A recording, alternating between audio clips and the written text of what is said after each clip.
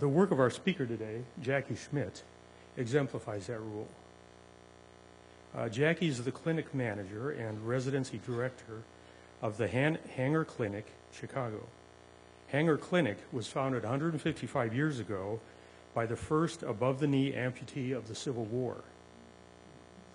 After earning her bachelor's degree in biomedical engineering, Jackie went on to earn a master's degree in prosthetics and orthotics from Northwestern. The daughter of a mom who was a nurse and dad who was a civil engineer, she says she has, for the last 15 years, applied those nursing and engineering skills, aiding people negatively impacted by birth defects, injury, and disease as a certified prosthetist and orthotic fitter. And Jackie's here today to talk about her role in empowering human potential with prosthetics. Please welcome Jackie.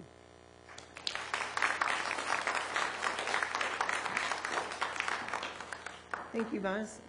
So yes, my name is Jackie Schmit. I'm clinic manager of Hanger Clinic in Chicago. We're in the north side near Peterson and Cicero Avenue. To give you a little bit of my background, I've been with the company for about 15 years, just as of this January. But up till 2 years ago, I was working in the western suburbs. And then a transfer opportunity came up to come into Chicago, which is 20 minutes from my house. With 2 small children at home, it seemed like a win-win, so I agreed to the transfer. My 2 girls, the older one is Alexis. She's 2.5. The younger one, Charlotte, just 2 months old. They almost had to come this morning. My babysitter fell through, but a last-minute text yesterday. They're good and they're at home.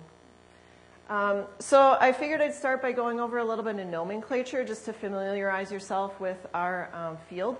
Typically at social gatherings and things, when it comes up, oh, what do you do? I'm a prosthetist. The typical response is, a what? You do what now? So a prosthetist is someone that works with a patient after they've had an amputation. So we're going to help them fit and design their prosthesis to get them through their rehab process and back to their daily life.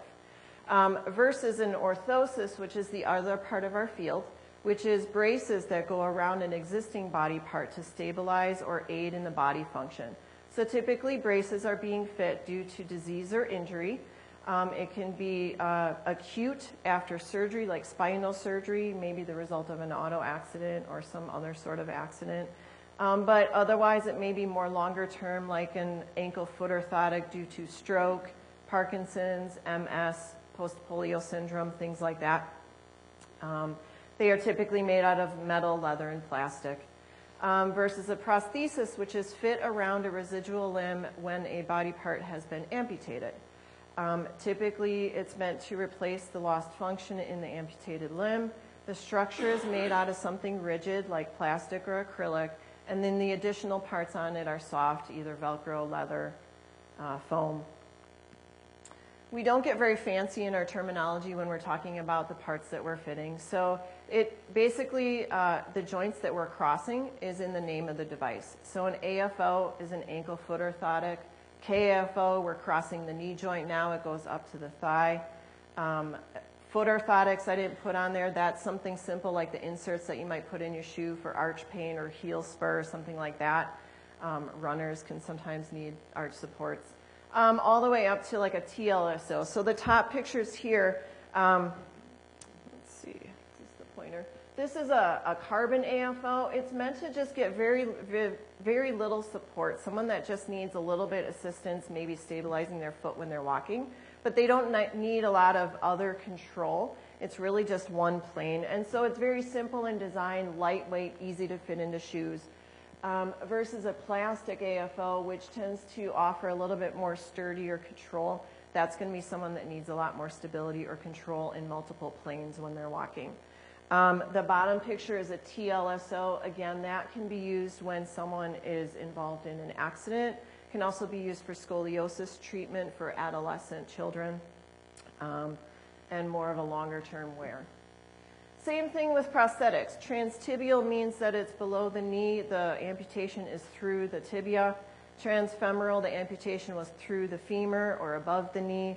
And then we've got some other unique styles like knee dysartic and ankle dysartic. And what that means is it's actually through the joint itself. So no bone is actually interrupted. So when a knee dysartic amputation occurs, they still have their entire femur intact, and it's through the joint. And what that means for the patient, and similar in the ankle scenario, but what that means for the patient is the bone was not interrupted, so they can actually bear weight through the bottom of the leg. What it means for us prosthetically is it's a little more challenging in terms of cosmetics. They've already got part of their knee joint still intact, or the ankle bone. So when they sit, in the case of a knee dysartic, we're replacing the lost function of a knee joint by putting a prosthetic knee below their leg. So when sitting, you'll notice it tends to stick out a little further because they've got their entire femur bone and then the knee joint that we have to add on top of it. So functionality-wise, it's great for the patient. There are things we don't have to get as aggressive in fitting the prosthesis on the top, but cosmetics usually leaves a little bit to be desired. We usually hear about it afterward. I try and, explain it up front. It's great for you. Your muscles are intact, your bones are intact. I can't do a whole lot for cosmetics because we're stuck with what we're stuck with. But it's a good result for them, for the patient. So as he stated earlier, I do have an undergrad as well as a master's degree in biomedical engineering from Marquette. My parents came from an engineering and nursing background, and I knew I wanted to do that, but the engineering my dad was doing was wastewater treatment. Didn't sound very sexy, so I was like, I like the anatomy and the blend of working with doctors and physical therapists, so this really seemed like a great fit. I spent some time while I was doing my master's degree working at a gait lab at the Medical College of Wisconsin. It wasn't quite exactly what I wanted to do, but that was kind of one of the jobs. Biomedical engineering at that time was a newer field. And so I think we were trying to find our way in terms of what kinds of jobs could we do. And when I was interviewing, finishing my BS degree, you're starting to interview for jobs, and it seemed like most of the jobs were you were stuck in the basement of a hospital repairing their hospital equipment. And, again, I wanted something with a little more people-oriented, not just the technology aspect of things. So it took me kind of the couple of years while I was working through my master's degree to kind of find my way and get into prosthetics.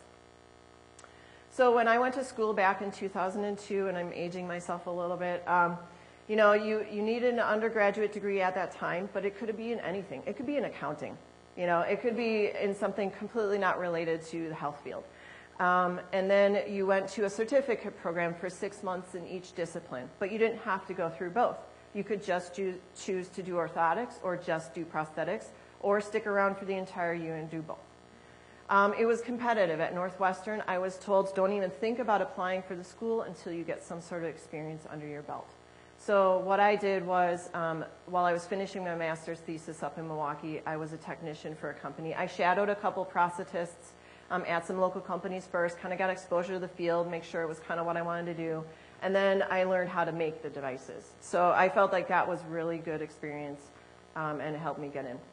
Now, we've seen a shift in our education in the last couple of years. And fast forwarding now, we're at a master's level program. So what that means is we are trying to do a better job of proving outcomes. Why are we doing what we are doing and how good are we at it? And there's a couple of reasons. I mean, the advantage to the patient is we obviously want a good outcome for the person wearing the device. We want to make sure that they're successful at getting back and doing what they want to be doing with their life. But, insurance drives a lot of things these days too, and they want to know why they're spending the money that they are on the prosthetic device. And is it sitting in the closet collecting dust, or is it being used by the patient? So what I've also noticed as residency director is it really has shifted the quality of the candidates that we're seeing from the programs. So about 5 to 6 years ago, as the schools started talking about transitioning to master's level, you had this rush of people who'd only had kind of the one discipline under their belt. And there was a push to try and get the second discipline in before they couldn't any longer because it was a master's level program. And so you got people, I saw it when I was interviewing for residents. They weren't completely in it. They were kind of like, well, my boss wanted me to get the second discipline, so I'm here in school. Or my dad thought it was a good idea. And they actually said these things in interviews, which boggled my mind at the time. But I was like, why would we hire this person as a resident? Like, I don't understand.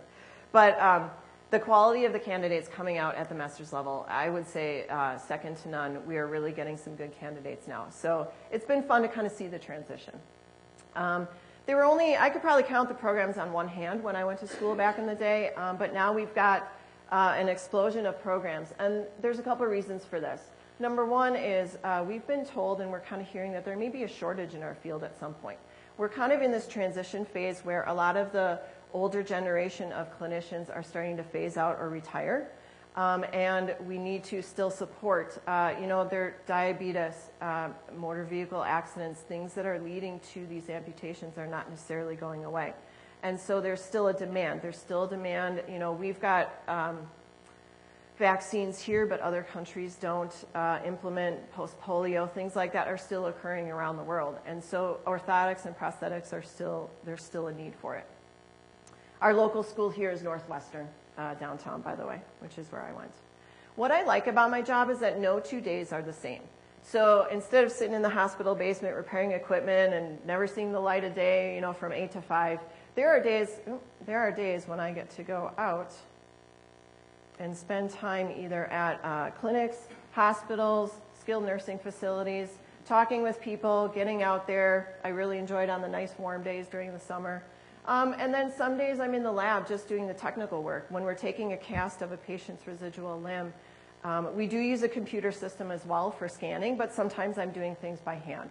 And so those are the days when I just need to be in the lab making the work so that I can get the finished product from my technician. That's the part I enjoy. I don't enjoy doing the same thing every day. So when we first meet a patient, it could be in a hospital or a skilled nursing facility. And you never know what you're going to get when you walk in the door. And this was one of the things that I did not feel prepared for when I left school. We're not psychologists. They brush on it a little bit when you're in school.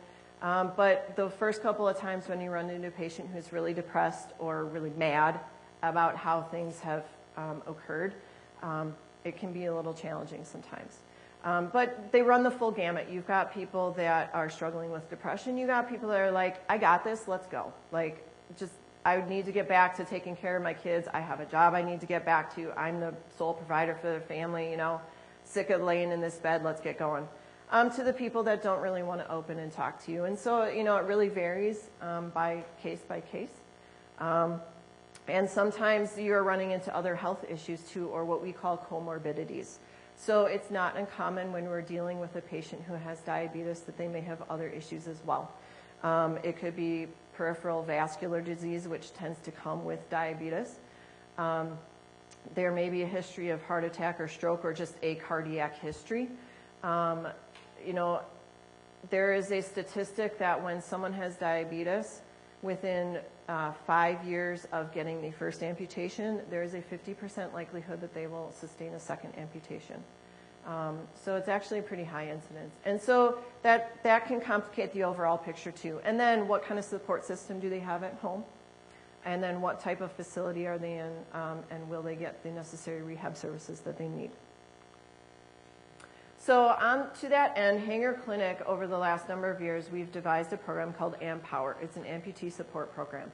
And what that offers is it's an online tool, but also an in-person system. For the online tool, we have a couple moderators of an online blog that if you wish to sign up and participate, you get vetted just to make sure that there's nothing, there's actually like a fetish out there for amputees. And so they've had to kind of streamline who gets in and who doesn't. I don't know how they check, but there's a vetting process to become part of the blog.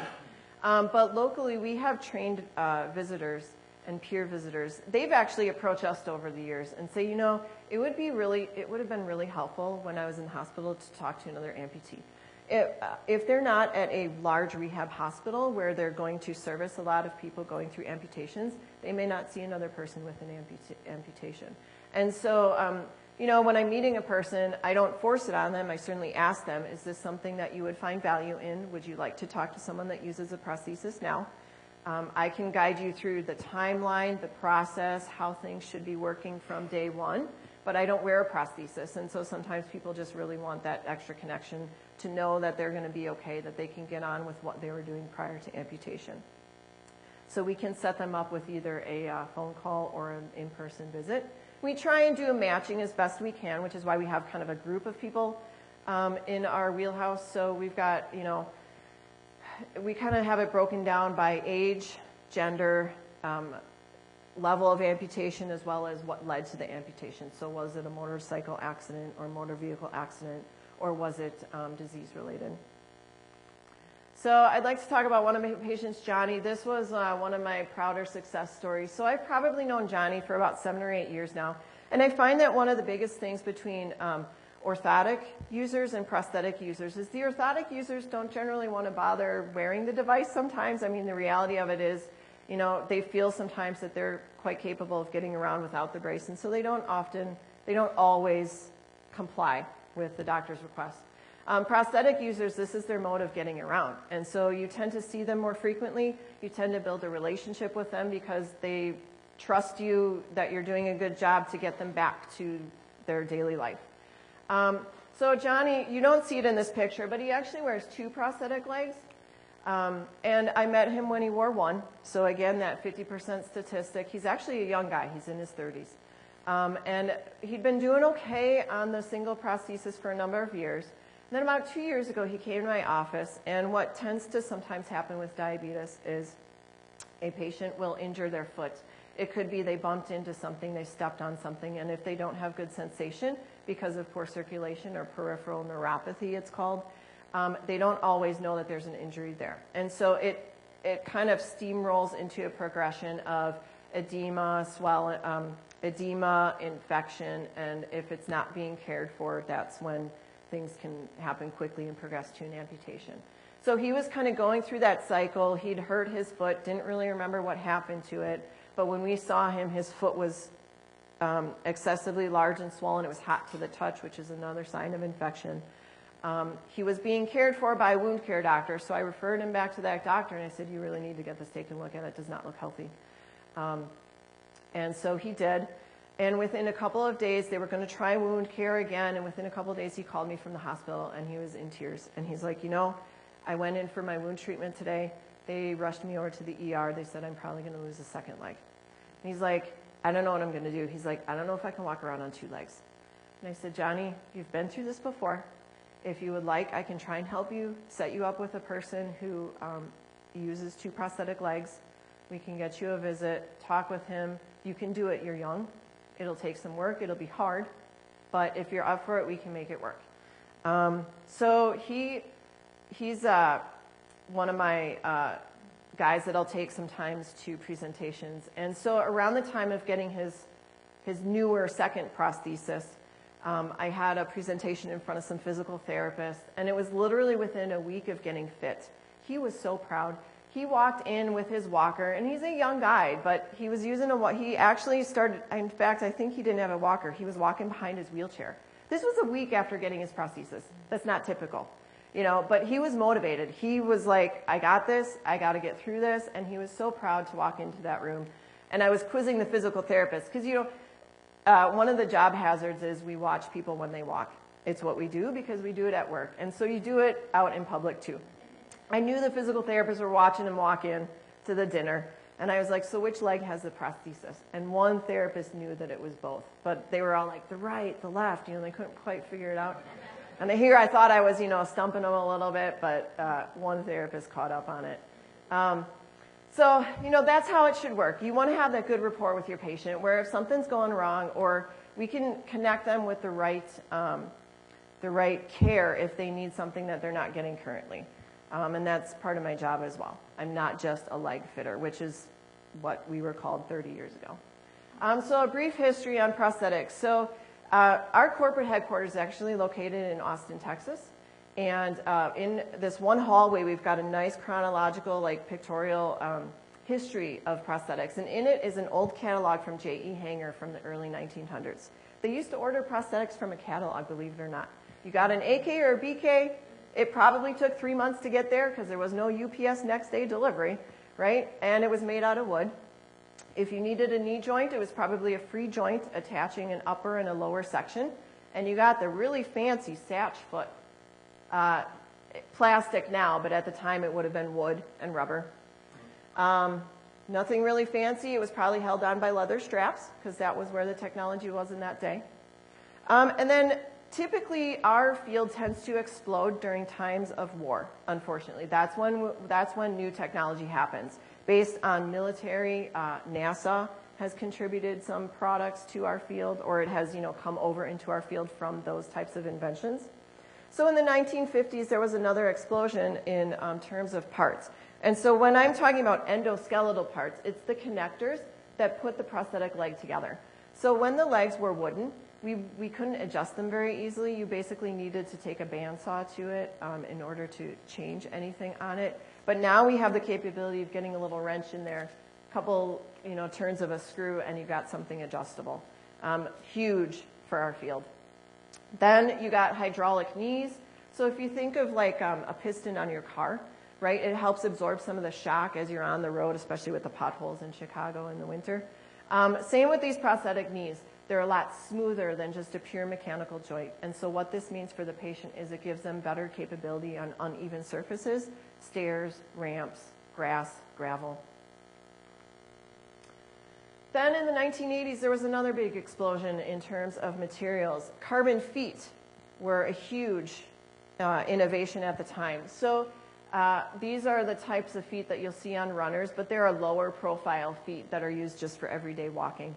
And what that means to the patient is where the old Satch feet were wood and rubber, it was kind of like just like a rubber stopper on the bottom. It didn't do anything. It was stable for the patient, but didn't really offer any terms of like energy expenditure. And what we do know with patients using prosthetic legs is they do spend more energy on their body when they're walking with a prosthesis. So what carbon feet do is when they deform or compress as a patient is walking, it actually kicks back some of that energy. And so it actually aids them in their walking. Hopefully makes them a little less tired. We started getting electronic knees, the C-leg being one of the bigger ones out there.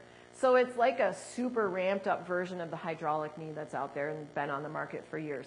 And what the computerized portion of it does is it's able to better sense what's going on at the ground to react quicker. So a hydraulic knee may take 1 or 2 steps to kind of catch up. The computerized knee responds almost instantaneously because of the computerized system.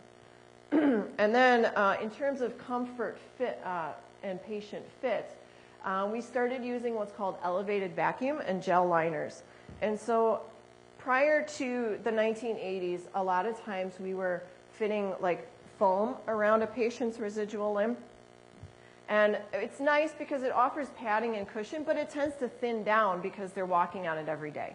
So in the 80s, we started using gel liners, and these are great. They really help save the patient's limb. The impact of walking on a prosthesis every day is a little bit better absorbed by that material, and it doesn't thin out as frequently. The one drawback I would say is it increases perspiration because you're closing off the skin. But it does, we've seen so many less skin irritation and issues using that type of material.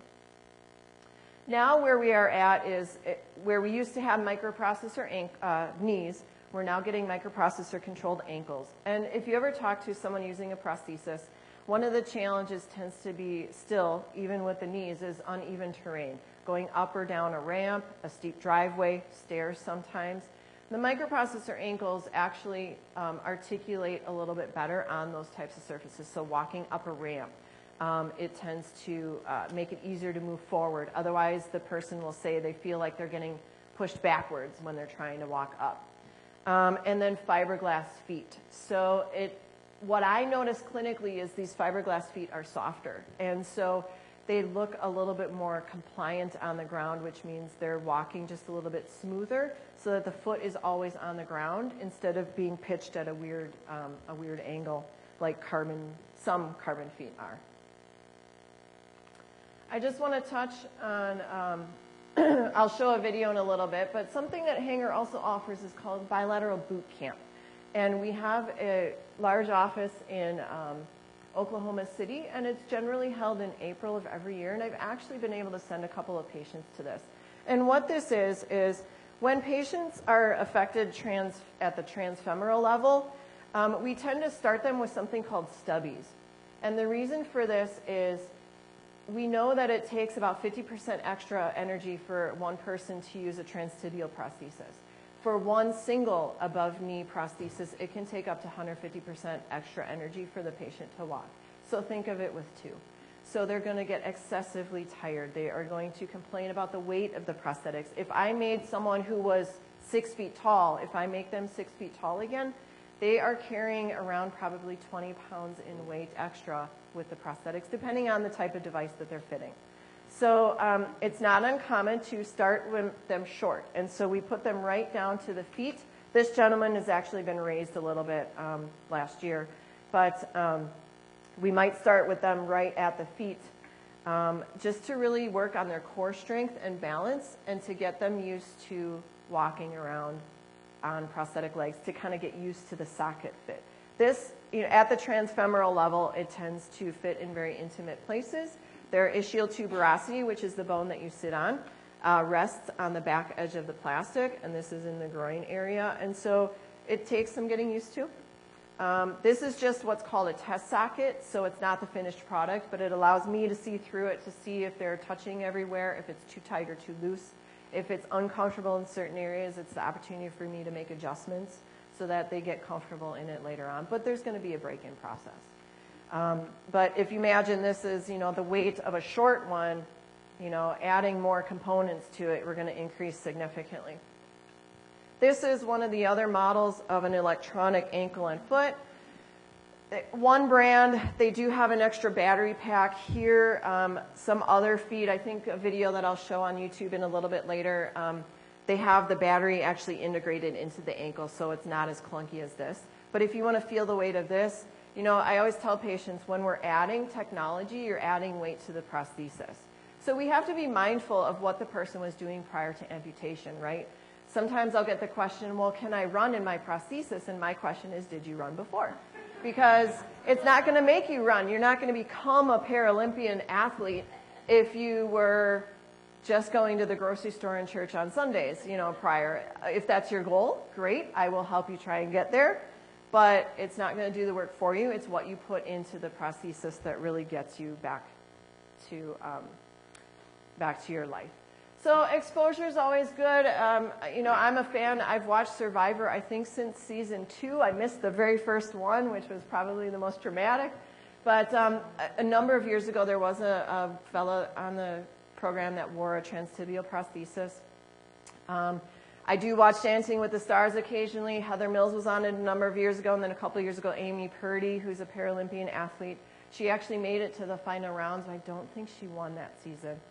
And then Grey's Anatomy, one of the physicians went through a traumatic amputation maybe 5 years ago or so. And, what I liked about that show was they did kind of touch on the rehab process too, but of course, in typical Hollywood fashion, they made it seem like 3 days and she was boom, back to work, and it was really easy. So everything is always different on Hollywood's time scale. One of my favorite movies is The Fugitives. It was actually filmed downtown at Northwestern where they went through the lab. If you watch the movie, no, we don't typically have legs and arms just hanging from the ceiling, for dramatic effect. But that's what they chose for the movie purposes. You'll find, too, that there are stories out there based on real life. So a number of years ago, Aaron Ralston was hiking. He got pinned between a couple of rocks and actually had to cut his arm off in order to save his life. I don't know how he did that, but I guess put in that position. Another one about a young girl who was attacked by a shark while surfing, and it affected her upper extremity in the attack. There was a recent film with Jake Gyllenhaal about the Boston bombing. And then I've recently started seeing some commercials for a movie. I think it's coming out in the summer. Skyscraper. It's with The Rock. And, for dramatic effect, he's got to put on the prosthetic leg before chasing the bad guys in the skyscraper. So something to keep an eye out for. But with 2 small children at home, I have to be kind of picky about what movies I get out to see. So, we'll see if I can make it to that one. But again, my email and phone number are up there. The website, again, if you know anyone or ever run into anyone that may need some support, we do have that online website if you care to look for it. And then if we're good on time, maybe I can show a couple of videos. Looks like we're good.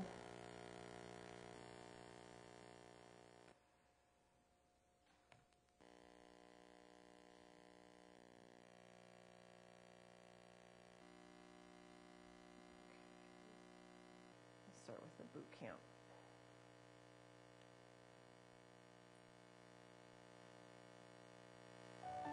Boot camp is coming off to a good start. We're kicking it off. There's been a lot of energy in the crowd, and the group is, you know, this is a hardcore group. They're showing us that they have a lot of spirit, you know, and there's a lot of hope. But I'm feeling good about this, yeah. There's a lot of new faces, but it didn't take long, and you know, everybody's just laughing already and having a good time, and you can tell it's going to be a lot of, you know, friendships made here and a lot of firsts for everybody, and it's really exciting. Well, I think at any point, no matter where you are, you can always decide to rise up and do better or take the next step. You know, Decide to Rise really represents a conscious effort to, you know, to adapt and overcome. You're moving forward, you're not looking back. You know, everybody that's here, you Decide to Rise, they made the first step by just making the trip here and being dedicated.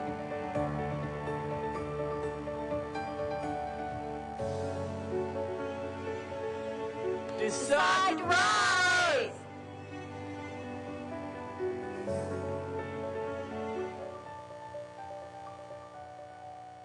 So the thought process with fitting stubbies is really we want to build them up and get used to using something lower to the ground first. If they do fall or trip, they don't have far to go, but it's about strengthening their core and their upper extremities. And then what we do is progressively, like this gentleman, slowly build them up, get them to a point where maybe we can get them into, you know, easier for getting in and out of a chair or toileting, getting them eventually some knees so it'll bend, and just slowly kind of working with them. So it's a progression. This is a video about one of the electronic ankles.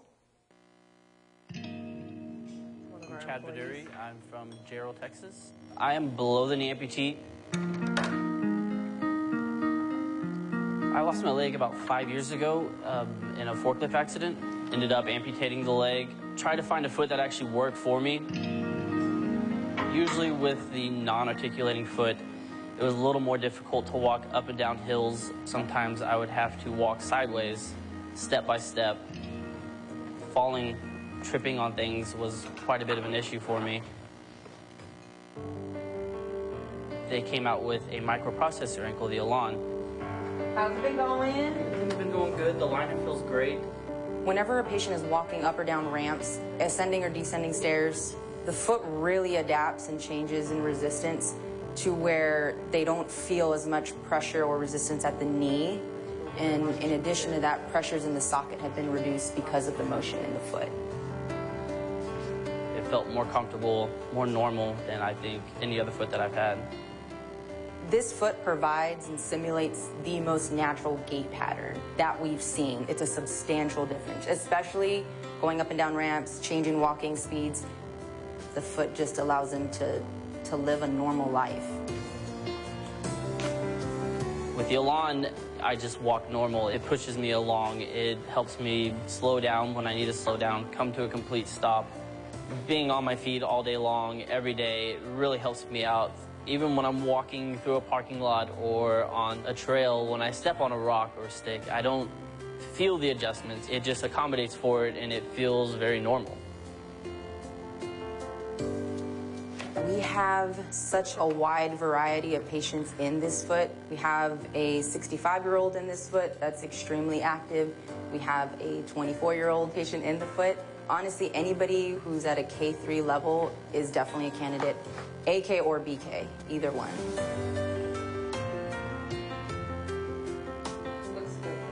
Having a microprocessor foot is just like having a cell phone. You pretty much plug it in every night and to charge it.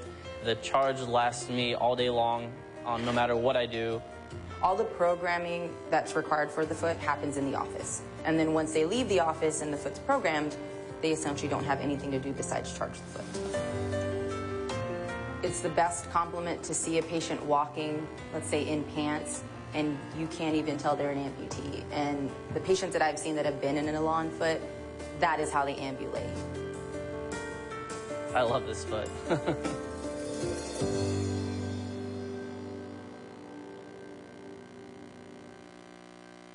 So being at the end of the prosthesis, that prosthetic foot, or like the one I'm passing around, tends to be a little heavier, but we feel that with the improvements in technology that we've had in terms of suspension and how it holds onto the patient, it can be negligible given the benefits that it offers the user. So we usually have that conversation right, when we're talking to the patient. This is why we might recommend this type of foot or this type of knee. Here's the pros and the cons. Based on my experience, I think this would be a good item for you, but let's talk about it before we just make the decision. And then this shows Cameron Clapp, the blonde surfer dude with the long hair. He's got a very interesting backstory, but he likes to test a lot of the newer stuff. So The Align microprocessor controlled foot. I'm thrilled. There are two elements to it. This is There's going to be hydraulic ankle a portion, big milestone in my which lifetime. makes the I'll always lateral remember ankle it. movement.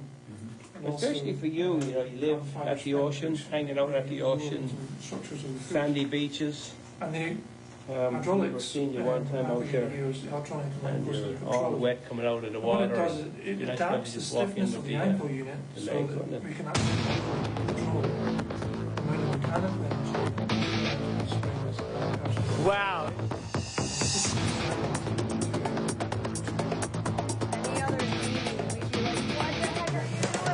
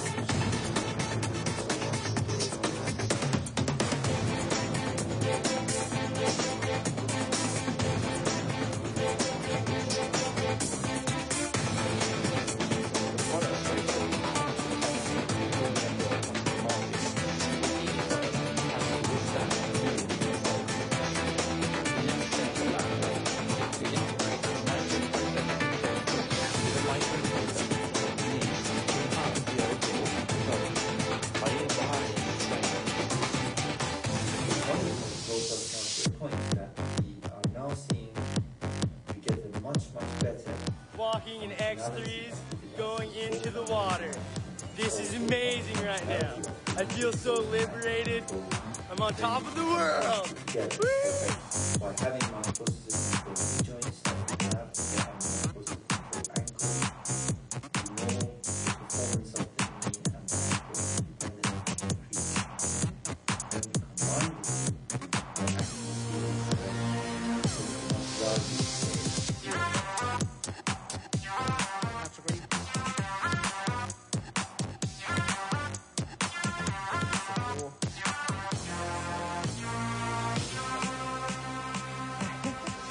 So things to keep in mind when we're working with a patient is the prosthetic limb does not do the walking for the patient. And I think sometimes, people expect the technology is there. Well, you've got all this electronic stuff and, how come I can't walk like that guy? And sometimes, overexposure can be a good thing, but it can be a bad thing too. And so we always have to try and go in setting the patient's expectations and helping them understand that it's still the power that's coming from their body to move the prosthesis. It's not really moving for them. And I think sometimes, indicating that up front helps the patient kind of through the process too. So that's all I have. If there's any questions?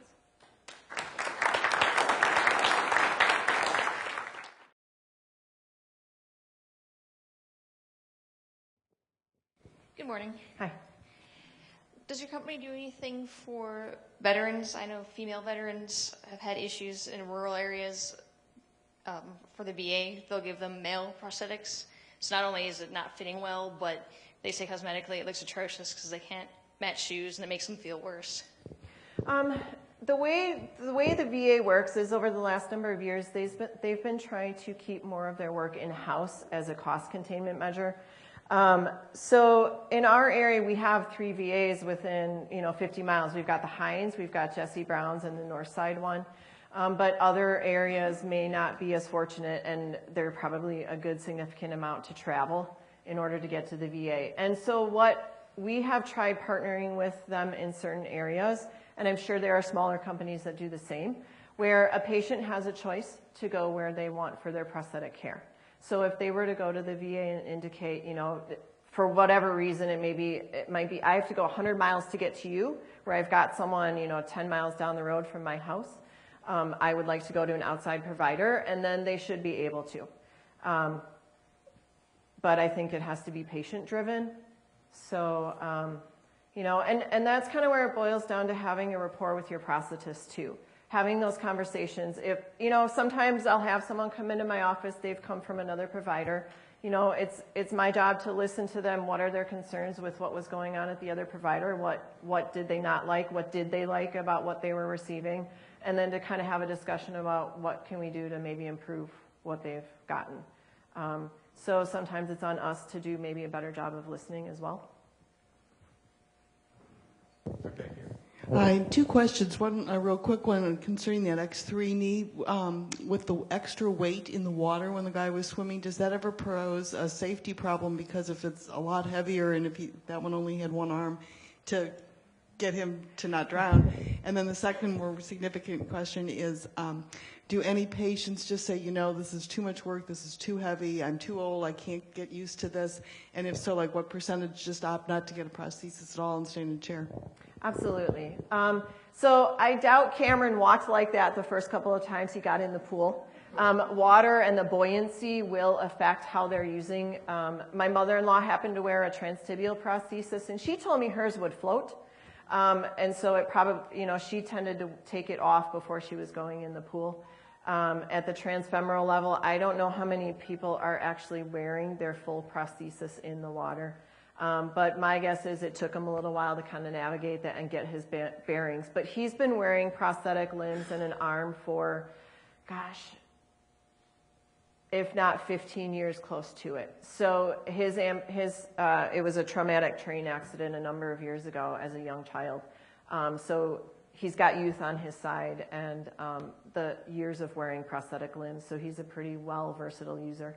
That being said, yes, there are occasions where there are patients that decide it's too much work, too hard.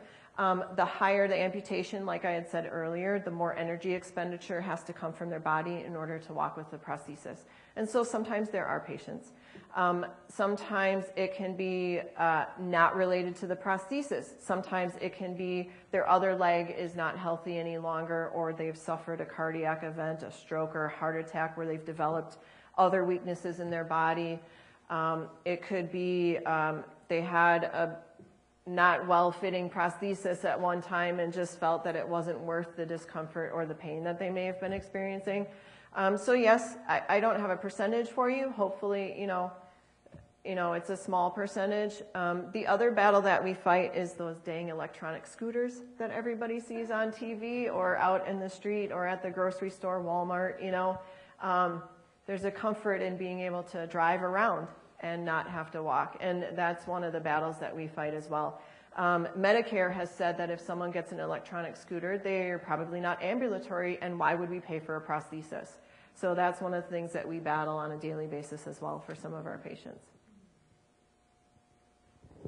Yeah, we've been frequently seeing more examples of exoskeletons. Do you have any experience with these? Have you seen much of those? The exoskeletal prosthetics, I have probably done, I can count on one hand in my 15 years of practice. I've done a couple transtibial patients, but I have not worked above the knee on an exoskeleton. It's getting harder and harder to find a technician that can make those styles any longer. With the advent of the endoskeleton or the connector parts that we can attach, like the black pieces there, it's getting harder and harder to find someone with that craftsmanship because it was wood and it was carving wood. So I've done maybe a handful but it's been, my last one was easily 5 years ago, if not longer. Hi, thank you for the great talk. Obviously, the cost involved in this in prosthetics is quite expensive, and so for people without insurance, what type of avenues do they have to come up with, I don't know if you guys work on it or the charities or? Yeah, so when someone has insurance, there are we know that certain policies will cover certain types of items. Sometimes it took the sea leg, the precursor to the X3 that was in the water. One of the first versions of the electronic knee was probably on the market for 5 to 7 years before Medicare would even consider covering it. And Medicare generally is the first to take on new technology, and then the private insurances will slowly follow. So that's kind of our gold standard. Yeah, when you're looking at electronic prosthetics, a full prosthesis, if it's above the knee, is close to a luxury car. So we are obviously invested in the insurance companies covering them. But that's not to say now we've got high deductible plans, you've got co-pays, you've got to meet your deductible before it's covered by the insurance. So sometimes, depending on the individual policy, there is a portion that comes out of pocket before the insurance kicks in. And then state plans, public aid plans cover prosthetic limbs, but they're not going to cover the luxury items. They're going to cover the simple, basic stuff that gets a person up and going, just based on our state funding. So, kind of going into it, what technology can be prescribed for the patient. That being said, sometimes we have had patients going back to their employer if there is an item like a microprocessor knee that's considered experimental, which some insurances still consider them experimental even though they've been on the market for years. If they go back to their employer, if it's an employer-sponsored program and they say, look, this is excluded from my plan, but I feel like this is the device that's going to get me back to where I need to be. How can we get it covered under my policy? And sometimes they can shift the plan to cover certain items. But it's a valid concern these days for sure. It was a wonderful presentation. Thank you. I was curious to know what is happening down the road. China's becoming a much bigger consumer market. Are they doing some interesting engineering? I know Germans are renowned for their engineering and in the medical field as well.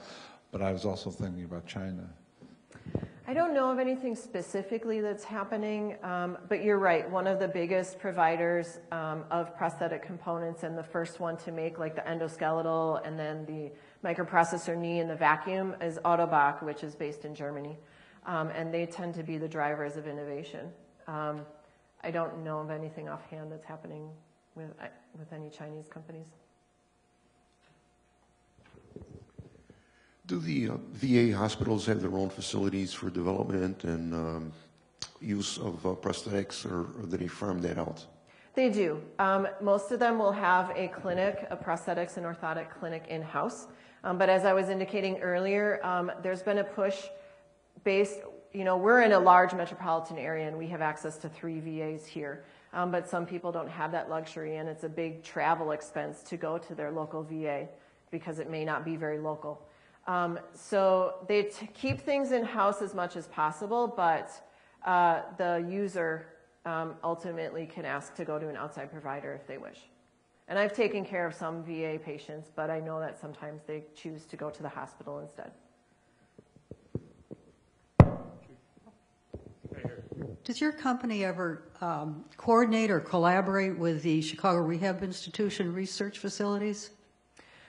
We do. We're currently, as the largest provider, we're able to do some of our own research, but a number of years ago we were collaborating, our Minnesota offices were collaborating with Mayo Clinic up north to test microprocessor knees and just kind of do a longitudinal study on patients' ability to use a mechanical knee versus a microprocessor knee.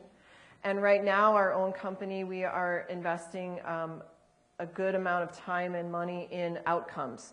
So we're surveying our patients to kind of see where they're at, how they feel they're doing with their prosthetic rehab. Locally, a number of years ago, we did partner with,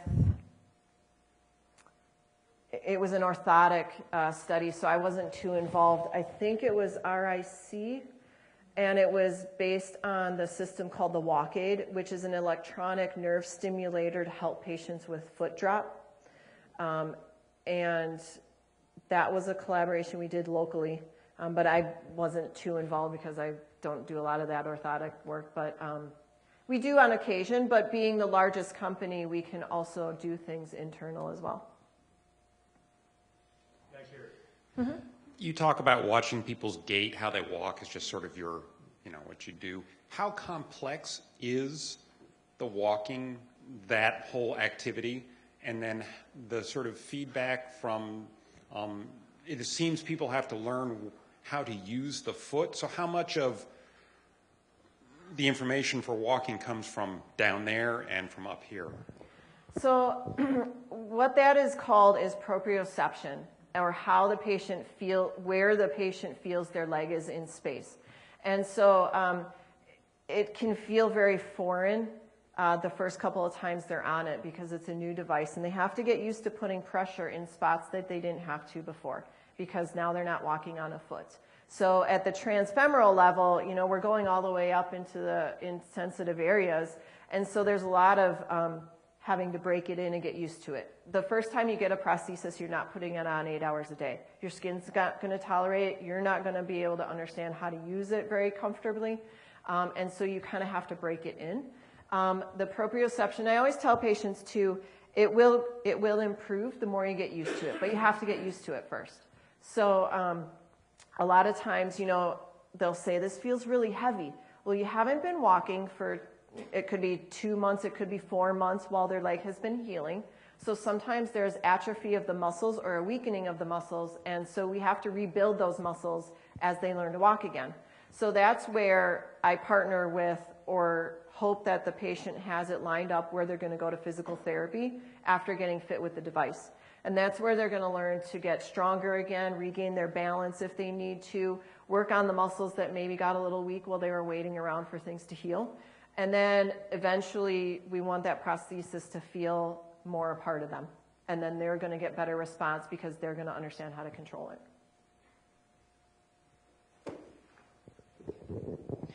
I did appreciate your talk.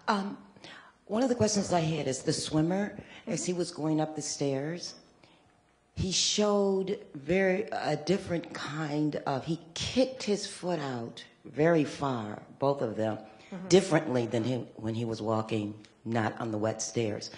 So my question is, was that because it was wet? Was that because it was suction? I mean, what was going on with that?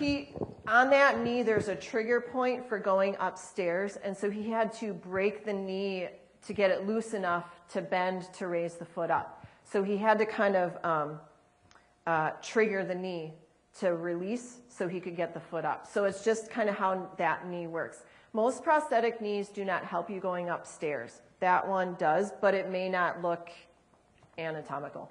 But that's what he was doing. He had to release it to get it free to get onto the next step. Yeah.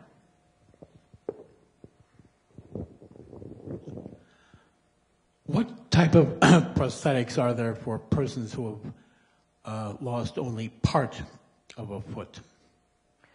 Sometimes it's as simple as just putting like a foot orthotic in the shoe with what we would call a toe filler, something to kind of fill out the rest of the shoe and prevent their foot from shifting around inside. That's good for like toe amputations or transmetatarsal through the toes. Anything a little bit higher where we start interrupting the arch, we generally need to go a little higher on the leg because biomechanically you're losing that ability to push off. So you push off your toes when you're going into your next step. And so when we get a little closer to the arch, we have to replace the front of the foot essentially and that lever arm. It protects the front of the foot because the feet are very bony. And what we don't want is we don't want them rolling over and exacerbating any sort of issues on the front through the toe bones. So anything closer to the arch and further back, we're going up almost like an AFO in the picture, one of my early pictures. But there are like silicone restorations that look really nice and can be very functional as well. They'll look a little bit more anatomical. But the reality is not all insurances cover that type. So it just kind of, sometimes it boils down to what's covered as well. Hi, thank you for the talk. I was curious about two different things. First of all, why Oklahoma City for the boot camp? I actually moved up there about 2 years ago. I moved from there. And the other question is, if you had a given technical constraint that has to do with the materials or the technology, what are you waiting for? Like what, maybe is it, if it's batteries or if it's lighter materials, what are you waiting for the next technological step? That's a good question about Oklahoma City, and I guess I never really thought about it. They have something also called the Endeavor Games, which is, it might be like the week after the boot camp where amputees come to compete in athletic events, and I have a feeling they might be tied together a little bit, but I'm not 100% certain. We do have one of our larger offices in Oklahoma City, so it could also just be that proximity-wise, it's a nice large office, but that's a good question. Technology-wise, while probably 90 to 95% of my practice is dealing with lower extremity amputations, we do see the occasional upper extremity amputee, and that is where the technology lags. So for a couple of reasons, upper extremity patients can be very challenging because it's something that you will see on a daily basis when they are interacting with their coworkers, with their family, with their peers. You may not notice a leg prosthesis as much if someone's got pants on and they walk relatively normally. You may not notice it. It may not jump out at you to the lay person. But when you're dealing with upper extremity, just going to shake someone's hand, or grab your coffee at the window when you're going through the drive-thru. Things like that, it's more obvious. And so some of the complaints that we tend to hear are cosmetics in upper extremity. They've gotten better. The gloves, we're able to use like silicone materials. It looks more lifelike, but the durability isn't maybe as great because it's a softer material. And then we have issues with battery life when we're dealing with motorized hands. So there are some hands out there that move the fingers individually and do different grasp patterns. It used to be you got a hook, and that was what you got up until 30, 35 years ago. And hooks are still very functional for people with upper extremity amputations. But,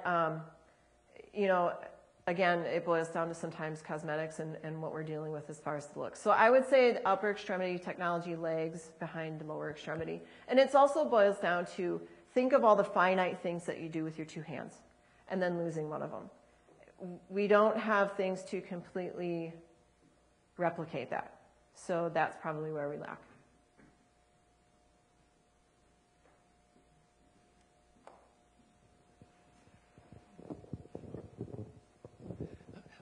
I presume that you deal only with replacing lost arms or lost legs. What association do you have with procedures like knee replacement, hip replacement, even the remaining victims of polio? Like I just saw the story of Franklin Roosevelt, where he used these braces to be able to at least simulate standing and to reduce any anxiety the voters would have about his capability. What association do you have with with not replacing whole extremities, but of strengthening them, helping them?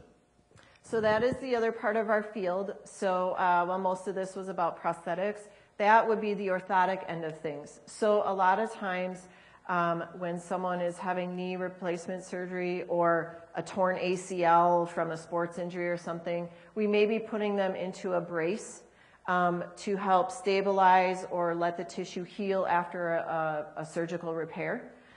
So that's the bracing part of it. So there are hip joints that we will put on people if they need to stay in a little bit of what we call abduction or adduction, so that the hip joint stays in the socket while they heal. Knee braces, they're fit, from the calf to the thigh around the knee joint to kind of help keep it stable. But that's kind of the other end of the spectrum. So you're right. We're working with the limb that's still there. Polio, we still do bracing, metal and leather typically for those types of patients because it's what they've been used to.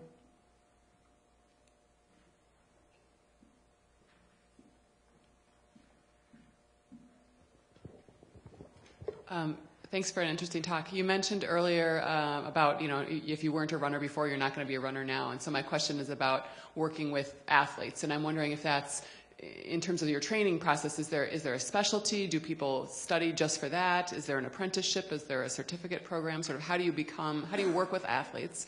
And what are some of the special things you have to take into consideration when you do? Of course, having just seen the Paralympics, it's on my mind. Right, so. Yeah. So it's not maybe a specialty within the field, but you will find that certain clinicians tend to see more of it than others. So things to take into consideration is it going to be a high impact sport, or is it biking where they're sitting in a seat, but they have to get on and off the bike? Are they triathlon? Are they going to be swimming, biking, running? What we call alignment, or how the prosthesis is set up, the relationship of the socket to the foot, does change a little bit. So most people will have a running prosthesis and then their everyday walking prosthesis. It's generally not the same one because the alignment is set up differently. And then suspension is a big issue too, because you need to try and obviously keep it on. If they're running, we may use like the fancy gel liners and stuff, but there's probably going to be a belt or something just as a backup to make sure that it doesn't actually slip off, because they're going to have an increase in perspiration. Their muscles are going to be flexing a lot within the socket as they're moving or running, and so comfort can be an issue as well. So we have to kind of adjust some things. And that's why that prosthesis is probably sport specific. Apprenticeship, so one thing I didn't mention actually earlier in my talk is once we've come out of school, even now at the master's level, you do a residency for a year for each discipline. So we have to sit for boards and we have to get licensed. So to that end, you're doing your residency with someone who's got more experience, and that's where you're learning the real world application versus the textbook knowledge that everyone comes out with. So yes, we have a residency for each discipline after the fact. Thank you for coming here. I was a really good pest to get this lady here. I drove her nuts. But I did it for two reasons. I had a brother-in-law who had diabetes, and they amputated up to here. And he died just 2 or 3 weeks later. And he died because I know his depression. And I have my best friend's son, who's 31, just got his leg amputated here due to sarcoma. And we can't get him out of bed. So my question is, where's the training? Who does that? That psychological stuff to me seems devastating. Right. And that's why we've kind of devised our Empower program, because we knew that there were people out there that were really struggling. And we had patients coming back to us saying, I wish I had someone to talk to sooner. And so, it may not happen in just one phone call or one visit, but it's hard to force it on someone to, and that's the challenge. Every now and then you do run into someone that's just really, really upset about it, and short of having them go to other support services. Now, had they been in the hospital, hopefully they were set up with a social worker or a team to kind of come up with a plan for when they've gone home. But sometimes that doesn't happen for various reasons. But if you need help making a connection or whatever, I'm happy to be a resource if you need. Any more questions? Here we go.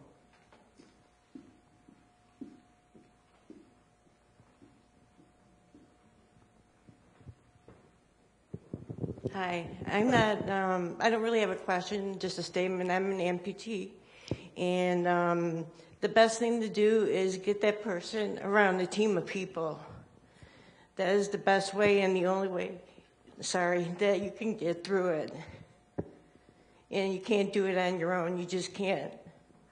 So I would get that person with some help right away.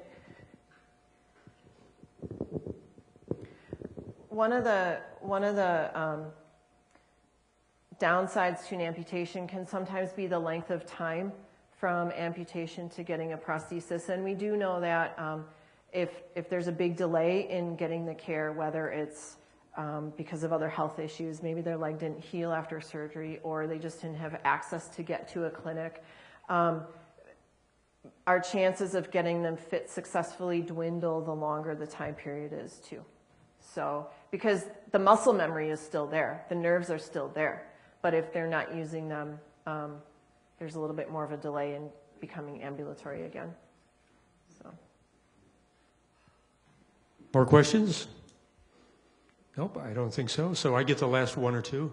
First of all, does this take a personal toll on you? And secondly, I've heard of charities that pass on used orthotics and prosthetics to third world countries and so forth. Is Hanger associated with any of those? Yes. So one of the hardest days at work I've had was probably losing the first patient that I lost.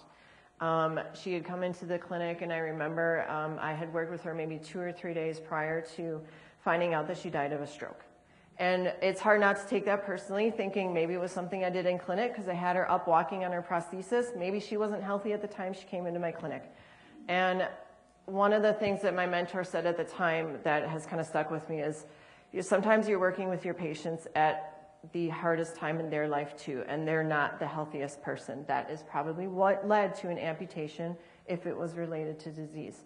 And so those are the hard days. Sometimes it's patients aren't happy with something. You know, you get the complaints. You hope to get the compliments too. But I'm not perfect. I don't bat 1,000. You know, sometimes my patients are uncomfortable in something, or we have to make a couple adjustments before it's right.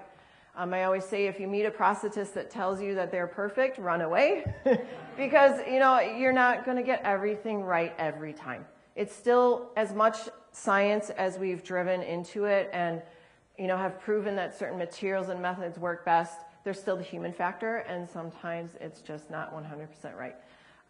So those can be the challenges. It can also be getting new referrals and not knowing logistics, like you know, doctors that I've worked with for 15 years, I know what they expect. I know kind of the protocol that they have in their clinic. But when you pick up a new referral source, sometimes there's a delay in the communication and understanding what are they expecting, what am I expecting, how are we going to get what we need to get for this patient. So sometimes there's a little bit delay there. As far as charity work, yes, we do a lot of inner city work here in Chicago particularly. But we do partner. I have occasionally worked with Limbs for Life, where they will offer, it's also based in Oklahoma City. It is an organization that will send parts to a person. There's an application process that can be kind of lengthy. But, you know, I've done charity work myself. We have a clinic specific to Hanger that opened up in Haiti after they had sustained the devastation down there a number of years ago. And so we've had support services going down there occasionally, running a clinic and fitting patients down there. Thank you, Jackie. Mm-hmm.